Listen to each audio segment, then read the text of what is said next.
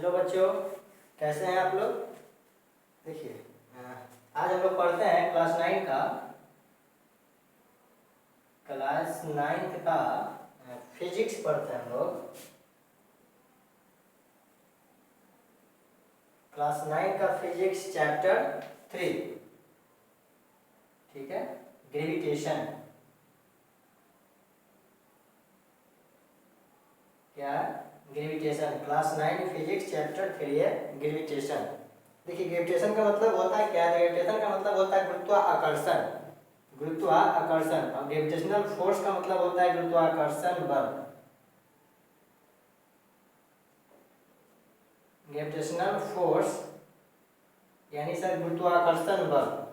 इसके बारे में सबसे पहले हमारे जो साइंटिस्ट हैं न्यूटन साहब, उन्होंने बताया कि क्या होता है ग्रेविटेशनल फोर्स यानी गुरुत्वाकर्षण बल। गुरुत्वाकर्षण बल, तो इसके पीछे जो कहानी है हम लोग बचपन से ही पढ़ते आ रहे हैं, सुनते आ रहे हैं कि सेब के पेड़ के नीचे बैठे थे तो सेब नीचे गिरा, तो उन्होंने काफ़ी सरप्राइज किया कि सेब नीचे क्यों आया। उन्होंने रिसर्च किया, खोज किया और फिर बाद में उन्होंने कहा कि क्या है, तो ग्रेविटेशनल फोर्स के कारण कोई भी चीज़ ऊपर से नीचे गिरता है। तो किसी भी चीज़ को अगर हम ऊपर फेंकते हैं, ठीक है ना, तो एक लिमिट होता है, ऊपर डिस्टेंस होता है, उसके ऊपर हम लोग जाते हैं तो ग्रेविटेशनल फोर्स धीरे धीरे कमने लगता है। यानी जैसे ही हम लोग हाइट पे जाते हैं तो ग्रेविटेशनल फोर्स कमने लगता है, साथ ही साथ ऑक्सीजन भी कमने लगता है। खैर, हम लोग अभी ऑक्सीजन का चर्चा नहीं कर रहे हैं। ऊपर 14 से 15 किलोमीटर तक जाते हैं, 16 तक जाते हैं तो ऑक्सीजन काफ़ी घट जाता है, ठीक है। जैसे कि पर्वतारोही सब होता है जो पहाड़ पर चढ़ता है तो ऑक्सीजन सिलेंडर लेकर जाता है, ठीक है ना। और अभी जो समय चल रहा है उसमें तो ऑक्सीजन काफ़ी घटा हुआ है, मतलब काफ़ी कम पड़ गया ऑक्सीजन।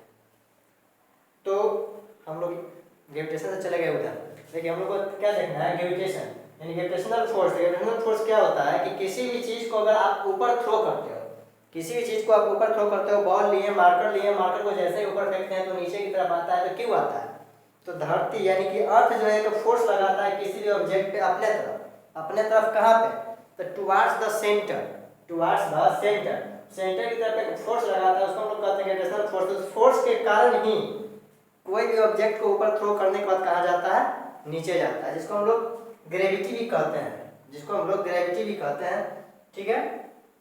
यानी ग्रेविटेशनल फोर्स के कारण किसी चीज को ऊपर फेंकते हैं तो नीचे आता है। इसके बारे में न्यूटन साहब ने सबसे पहले बताया।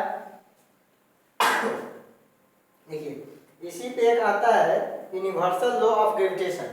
यूनिवर्सल लॉ ऑफ ग्रेविटेशन क्या होता है, ठीक है।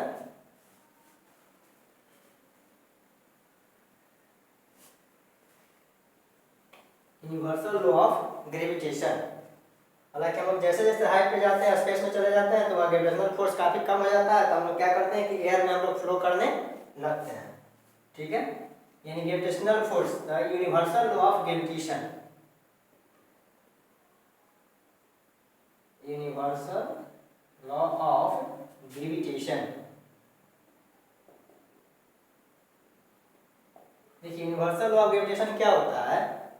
यूनिवर्सल लॉ ऑफ ग्रेविटेशन क्या होता है कि इस दुनिया में जो भी ऑब्जेक्ट है, जो भी आपको हम लोग को चारों तरफ जो भी सब्सटेंस, ऑब्जेक्ट, मैटर जो भी दिखाई देता है, ठीक है ना, वो सब एक दूसरे पे फोर्स लगा रहा है। कहने का मतलब कि ये ऑब्जेक्ट जो है, इसका मास m1 है, इसका मास m2 है, ये इस पे एक फोर्स लगा रहा है और ये इस पे फोर्स लगा रहा है, ठीक है। ये इस पे फोर्स लगा रहा है, ये इस पे फोर्स लगा रहा है, कि डायरेक्ट फोर्स लगाता है, सीधे सीधे खींचता है। हम मोबाइल को खींच रहे हैं, मोबाइल हमको खींच रहा है, मोबाइल स्टैंड को खींच रहे हैं, मोबाइल स्टैंड हमको खींच रहा है। जो भी चारों तरफ हम, मतलब जो भी ऑब्जेक्ट है सब एक दूसरे को खींच रहा है, ठीक है ना। मोबाइल उधर फैन को या फिर स्टैंड को या फिर वॉल को या फिर लाइट को अलग से जो लगा हुआ है, ये सब को एक दूसरे की तरफ क्या करता है, फोर्स लगाकर अपने तरफ क्या करता है, खींचता है, यानी कि पुल करता है। लेकिन कोई जो है एक दूसरे के साथ मतलब खींचा नहीं जाता है या फिर पुल नहीं होता है, क्योंकि सारे फोर्स एक दूसरे को कैंसिल कर देता है। तो कैंसिल करने के कारण जो जहाँ है वही रहता है। यानी कि हम मोबाइल को अगर पुल कर रहे हैं तो मोबाइल को पीछे से भी कोई पुल कर रहा है, इसके पीछे जो भी है सब्सटेंस। यानी कि हर एक वस्तु, यूनिवर्सल लॉ ऑफ ग्रेविटेशन में क्या कहता है कि in the universe every object attract every other object with a force which is directly proportional to the product of their mass and inversely proportional to a square of distance between them। मतलब कि sir in the universe, यहां से लिखते हैं इन the universe every object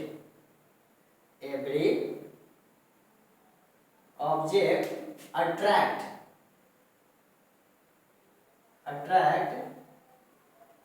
every other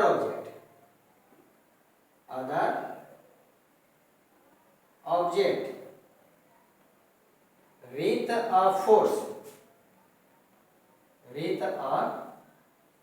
with a force which is directly proportional to the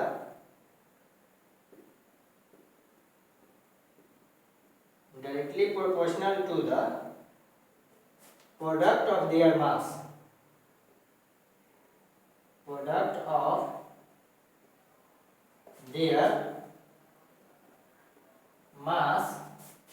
and inversely proportional to the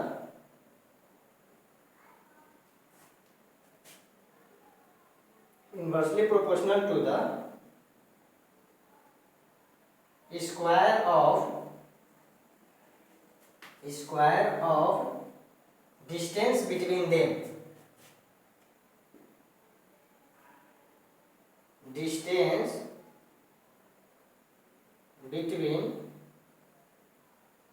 between them. ठीक है, universal law of gravitation क्या कहता है? तो sir universal law of gravitation कहता है कि in the universe every object attract every other object with a force which is directly proportional to the product of their mass and inversely proportional to the square of distance between them. ये होता है universal law of gravitation. यानी कि अगर इसको proof करना है sir तो क्या करेंगे? तो मान लेते हैं कि पूरे यूनिवर्स में यानी ब्रह्मांड में कोई दो ऑब्जेक्ट को हम लोग ले लेते हैं। ठीक है, किसी दो ऑब्जेक्ट को हम लोग ले लेते हैं, यानी कि सर एक यहाँ पे है और एक यहाँ पे है। और थोड़ा सा बड़ा बनाते हैं हम लोग, नीचे बनाए, एक यहाँ और एक यहाँ। इसका मास मान लेते हैं m1, इसका मास m2 और दोनों के बीच का डिस्टेंस जो है वो उसको हम लोग क्या मानते हैं? r। अब जैसे जैसे डिफिनेशन कहता है वैसे वैसे हम लोग काम करेंगे। Every object attract every other object with a force, यानी कि with a force which is directly proportional. कैसा प्रोपोर्शनल है? Directly proportional to the product of their mass. Mass कितना है? m1 एंड m2, इन दोनों का प्रोडक्ट, इसको 1 मान लीजिए। एंड इनवर्सली प्रोपोर्शनल, यानी कि फोर्स जो है वो इनवर्सली प्रोपोर्शनल है। किसका? Inversely proportional to the square of distance between them. दोनों के बीच का डिस्टेंस क्या माने हैं हम लोग? तो सर r मान लिए हैं। तो दोनों के बीच का डिस्टेंस है r। ठीक है ना, इसका इनवर्सली प्रोपोर्शनल, यानी कि inversely proportional square of distance between them, square. ठीक है ना, तो r का स्क्वायर इनवर्सली प्रोपोर्शनल। इसको मान लेते हैं हम लोग क्या? 2। इसको मान लेते हैं 2। दोनों को हम लोग कंबाइन करते हैं, यानी कंबाइनिंग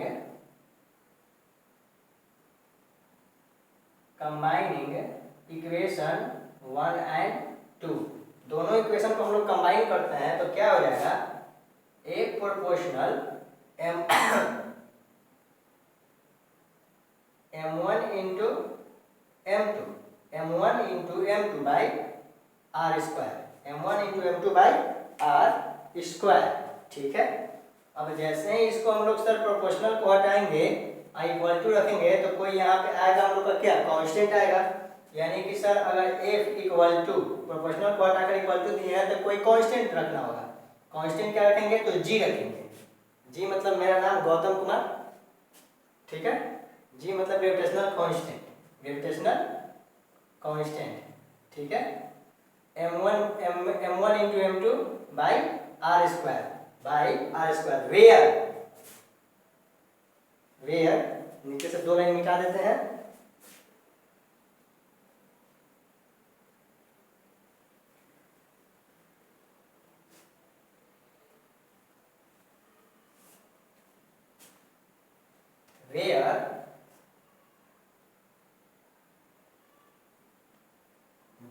is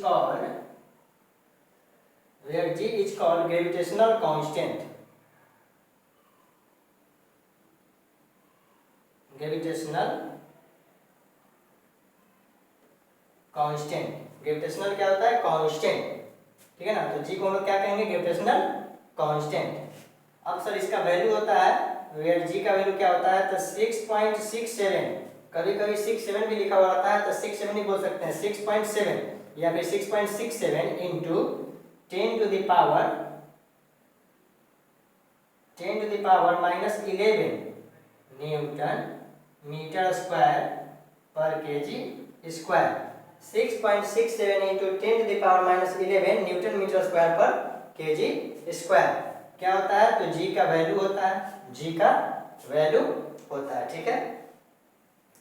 अब सर इसका जो ऐसा यूनिट आप लिखे हैं न्यूटन मीटर स्क्वायर पर केजी स्क्वायर, वो कैसे आ गया सर? यानी कि कैपिटल जी का वैल्यू जिसको हम लोग ग्रेविटेशनल कांस्टेंट बोल रहे हैं, तो उस ग्रेविटेशनल कांस्टेंट नोट कर लिए होंगे आप लोग, पाउच करके नोट कर सकते हैं। यानी कि सर जो आप कैपिटल जी का वैल्यू यहाँ रखे हैं न्यूटन मीटर स्क्वायर पर केजी स्क्वायर, ये आप कैसे रखें सर? ठीक है, तो कैपिटल जी है, तो अगर कैपिटल जी यहाँ से हम लोग निकालते हैं तो कैपिटल जी निकालने के लिए क्या करेंगे? यानी एफ इक्वल टू क्या है? तो जी m1 m2 by R square, हम लोग को जी कैलकुलेट करना है। तो एफ नीचे मल्टीप्लाई डिवाइड में है आर स्क्वायर, यदि इक्वल टू के इस तरफ आएगा तो मल्टीप्लाई हो जाएगा, और ये दोनों मल्टीप्लाई में है तो नीचे आएगा तो किसमें हो जाएगा सर? डिवाइड में, यानी m1 m2, और इधर क्या बच जाएगा? तो जी। अब देखिए फोर्स, तो फोर्स है तो फोर्स का ऐसा यूनिट क्या होता है? न्यूटन। रेडियस एक प्रकार का डिस्टेंस है, डिस्टेंस को हम लोग मेजर करते हैं किसमें? तो मीटर में। यहाँ स्क्वायर है तो क्या कर देंगे? Metre square. यहाँ डिवाइड है तो डिवाइड कर दिए। m1 एंड m2 मास, ठीक है। तो फर्स्ट मास के लिए यानी कि फर्स्ट बॉडी का जो मास था उसके लिए क्या? किलोग्राम, और सेकंड के लिए भी किलोग्राम। तो किलोग्राम किलोग्राम यानी कि किलोग्राम का स्क्वायर, यानी कि सर न्यूटन मीटर स्क्वायर पर KG square, newton metre square पर केजी स्क्वायर। फोर्स का न्यूटन, आर रेडियस होता है, रेडियस यानी कि कोई डिस्टेंस है उसको हम लोग मीटर में मेजर करते हैं, स्क्वायर है तो मीटर का स्क्वायर, डिवाइड है तो डिवाइड का साइन दिए। m1 और m2 दो गो मास है, तो एक मास यानी मास कैसे यूनिट? केजी, दो गो है तो दोनों के लिए केजी यानी KG square, newton metre square पर केजी स्क्वायर। तो कैपिटल जी का जो वैल्यू आया न्यूटन मीटर स्क्वायर पर केजी के स्क्वायर कैसे आया हम लोग देख लिए, ठीक है। इसको नोट कीजिए, नोट कीजिए, तो फिर आगे न्यूमेरिकल हम लोग देखते हैं।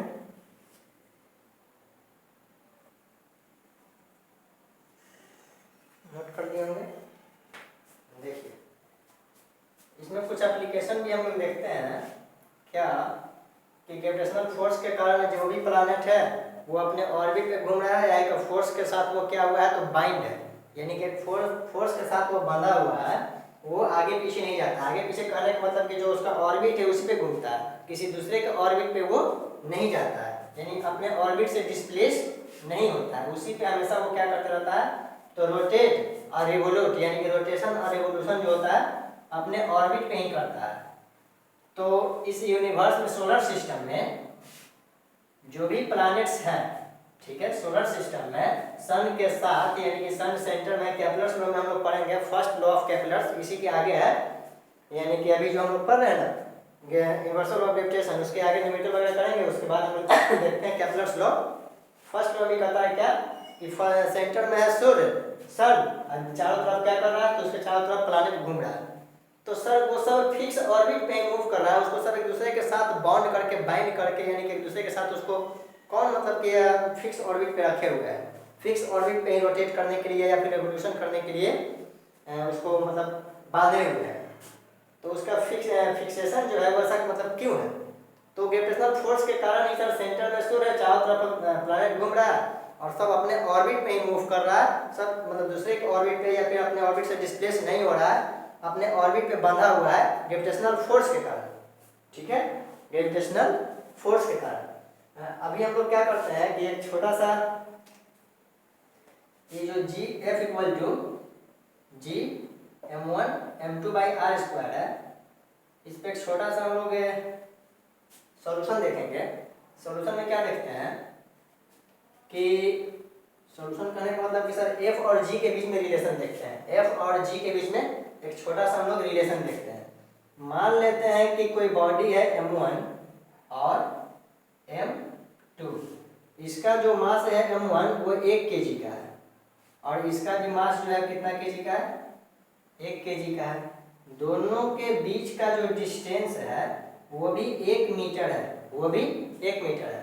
तो इस फॉर्मूले पे हम लोग पुट करते हैं, ठीक है। और जी का वैल्यू कितना है 6.67 इंटू 10⁻⁻11 न्यूटन मीटर स्क्वायर पर केजी स्क्वायर, ठीक है। तो इस फॉर्मूला को हम लोग रखते हैं, यानी F equal to G and m1 कितना है तो 1 kg है सर। m2 तो m2 कितना है तो सर 1 kg है, ठीक है। और दोनों के बीच में डिस्टेंस r का स्क्वायर, डिस्टेंस कितना है 1 है तो सर 1 का स्क्वायर, 1 का स्क्वायर, ठीक है। और g का वैल्यू कितना होता है तो g का वैल्यू होता है,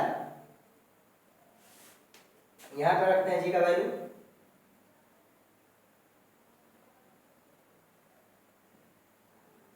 ठीक है। g का वैल्यू इतना होता है और 1 का स्क्वायर 1, ठीक है।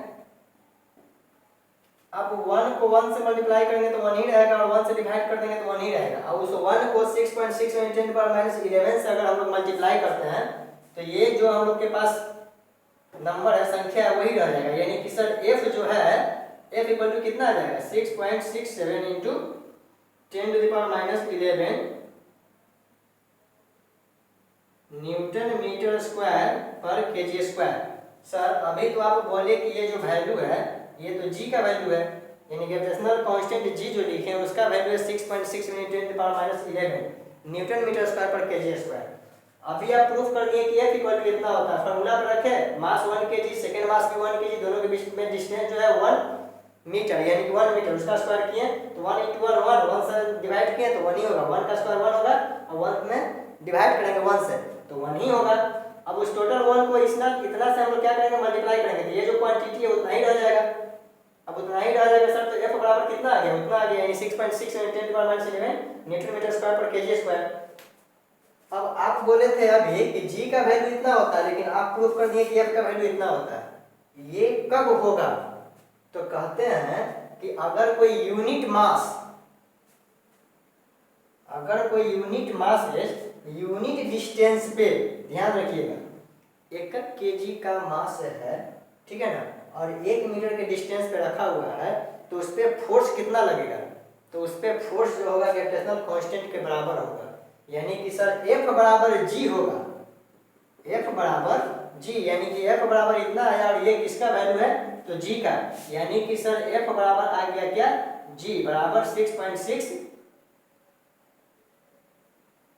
इंटू 10⁻11 न्यूटन मीटर स्क्वायर पर केजी स्क्वायर, ठीक है। तो F बराबर g आ गया और g का वैल्यू इतना होता है, यानी कि ये F और g दोनों बराबर कब होगा जब कोई यूनिट मास यूनिट डिस्टेंस पे रखा हुआ रहता है तो F बराबर हो जाता है g, यानी कि F का भी वैल्यू हो जाता है कितना 6.67 × 10⁻11 जो भी है न्यूटन मीटर स्क्वायर पर केजी स्क्वायर, ठीक है।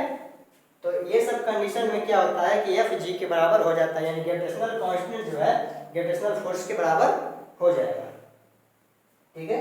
ग्रेविटेशनल फोर्स के बराबर हो जाएगा, यानी यूनिवर्सल लॉ ऑफ ग्रेविटेशन जो हम लोग देखे F बराबर g प्रूफ हो गया, ठीक है। एक आध न्यूमेरिकल हम लोग देखते हैं इस पे।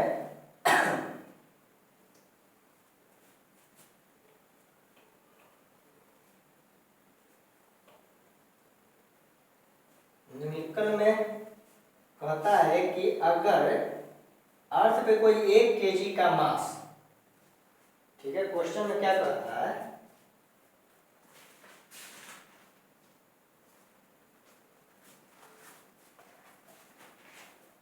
Calculate the force of gravitation,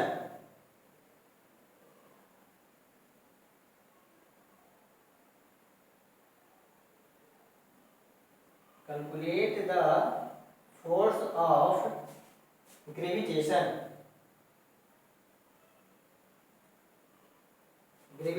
due to earth, due to the earth on a ball, on a ball of 1 kg mass, 1 kg mass lying on the ground, lying on the ground, ठीक है। Mass of earth दिया हुआ है 6 × 10⁻24 kg, ठीक है।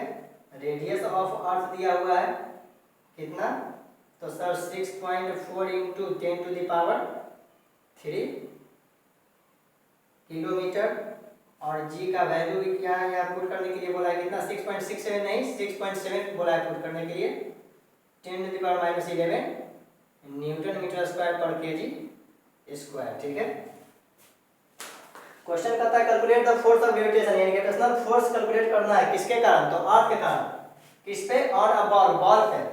कोई 1 kg का ball है जो रखा हुआ है किस पे, तो 1 kg का बॉल सर अर्थ पे लाएंगे यानी कि पड़ा हुआ है। अब उस पे ग्रेविटेशनल फोर्स कितना लगा रहा होगा, अर्थ जो है उस पे कितना फोर्स लगा रहा होगा, ग्रेविटेशनल फोर्स उस पे कितना अप्लाई हो रहा होगा।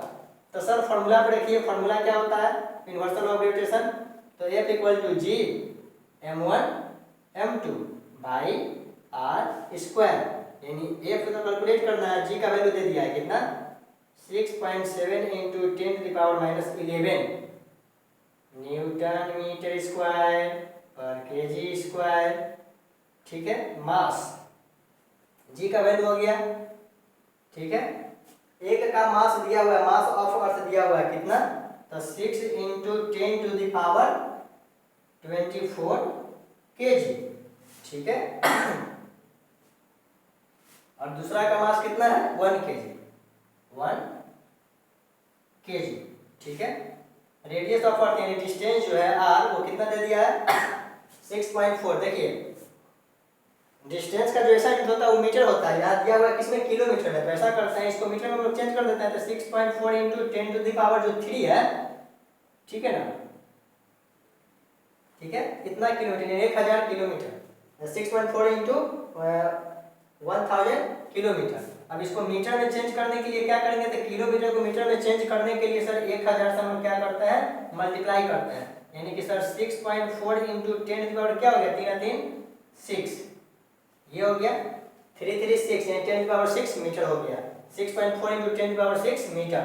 अब उसका स्क्वायर करना है, फॉर्मूला में क्या है r स्क्वायर, तो r का वैल्यू हम लोग कितना ला दिए सर, r दिया हुआ था किलोमीटर में, मीटर में चेंज किया तो इतना हो गया, यानी कि 6.4 × 10⁻6 मीटर का स्क्वायर। चलिए कैलकुलेट करते हैं हम लोग, कैलकुलेट करते हैं तो ऐसा करते हैं 6.7 और 6 एक जगह रखते हैं, यानी कि सर 6.7 × 6 को एक जगह रखिए, इंटू यहाँ 10 के पावर कितना है, तो सर 10 के पावर 24 है, और यहाँ 10 का पावर कितना है 11, ठीक है। यहाँ सर प्लस में था, यहाँ माइनस में था, दोनों 10 के पावर है, तो a⁻m × a⁻n क्या होता है, तो सर डिवाइड में है तो माइनस होता है, और मल्टीप्लाई में है तो प्लस होता है। तो मल्टीप्लाई में तो प्लस करेंगे, लेकिन यहाँ ऑलरेडी किस में है माइनस में, माइनस का साइन दिए हैं। चलिए ऊपर का काम तो हो गया, 6.7 लिख लिए, 6 लिख लिए, 10 के पावर ये, इसका भी काम हो गया। नीचे कितना है, तो सर 6.4 का मल्टीप्लाई, तो 6.4 × 6.4 दो बार स्क्वायर करना है तो, और यहाँ 10 के पावर 6 है, और उसका स्क्वायर करना है, यानी 6 × 12, 6 × 12, 10 की पावर कितना हो जाएगा 12। अब ये 10 की पावर 12 नीचे डिवाइड में, ऊपर जाएगा तो मल्टीप्लाई में, सर 10 तो यहाँ ऑलरेडी लिखा हुआ है, 10 की पावर माइनस। देखिएगा होता क्या है कि a के पावर m और a के पावर n, ठीक है, बेस सेम है, सॉरी a के पावर n बेस सेम है, a और n, तो पावर क्या हो जाएगा माइनस हो जाएगा, यानी a के पावर m - n। तो यहाँ 10 के पावर पहले से था 24 - 11, और यहाँ 10 के पावर कितना था 10 के पावर 12 था, तो यहाँ बेस सेम है a और a, तो पावर क्या हो गया m - n। यहाँ पावर क्या हो जाएगा, टोटल ऊपर जितना था उसमें से नीचे वाला जाके ऊपर माइनस हो गया, यानी नीचे वाले को ऊपर जाके माइनस कर देते हैं, m में से n घटाते हैं, m में से n घटाए, तो यहाँ जो था उसमें से नीचे पावर जो 12 था ऊपर जाकर घटा दिया, ऊपर जाकर क्या किया माइनस किया। चलिए इसको सॉल्व हम लोग करते हैं, इसका तो कहानी खत्म हो गया। इसको ले आकर ऊपर रख दिए, ठीक है।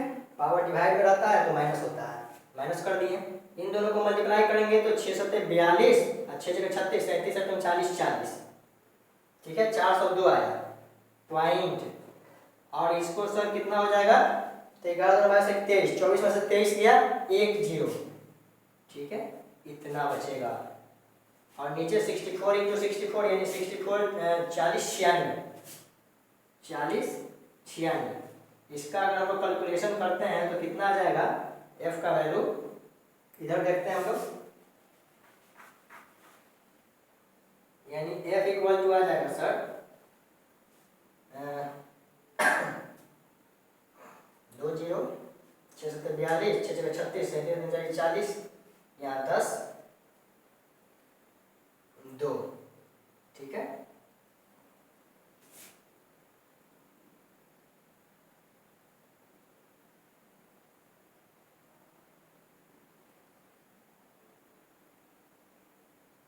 यहाँ से पॉइंट हटाते हैं तो 1 0 यहाँ से कैंसिल हो जाएगा, 1 0 यहाँ से कैंसिल हो जाएगा, तो कितना हो जाएगा 40 20, 40 20। ये जो 40 96 था तब पॉइंट के बाद एक डिजिट, पॉइंट के बाद एक डिजिट, पॉइंट के बाद 2 डिजिट, यानी कितना हो जाएगा, तो 40.96, 40.96। यहाँ से पॉइंट हटाते हैं तो पॉइंट के बाद 1 2 2 डिजिट, यहाँ 2 0 हो जाएगा, यानी कि सर हम लोग को डिवाइड करना पड़ेगा 40 इतना को 40 96 से, 40 96 से अगर हम लोग इसको डिवाइड करते हैं तो आएगा 9.8, 9.8, ठीक है, 9.8। फोर्स है तो ऐसा यूनिट क्या होता है, न्यूटन होता है। देखिएगा ध्यान से, जी का वैल्यू रखे, m1 दिया हुआ था यानी मास ऑफ अर्थ दिया हुआ था, तो मास ऑफ अर्थ यानी फर्स्ट मास रख दिए जो कि मास ऑफ अर्थ को माने हैं, तो मास ऑफ अर्थ रख दिए यहाँ पे, उस पे 1 kg का बॉल है तो 1 रख दिए। दोनों के बीच का डिस्टेंस दिया हुआ है यानी रेडियस दिया हुआ है कितना, mass of radius of earth जो दिया होता है किलोमीटर में मीटर में कन्वर्ट किया, यहाँ रखे स्क्वायर करना था कर दिए, सबको कैलकुलेट किया यानी कि 24 में से 11 गया, 11 नीचे और फिर 11 यानी 24 में से 11 जाएगा तो कितना बचेगा, 11 22 23 24 यानी 13 बचेगा, 13 और 13 बचेगा। फिर नीचे जो पावर था कितना 6 गुना 12 यानी 12 था, तो 13 से 12 जाएगा सिर्फ 10 बचेगा, यानी सिर्फ यहाँ पर कितना बचेगा सर, तो सिर्फ यहाँ 10, यानी सब कैंसिल होने के बाद कितना बचेगा 10।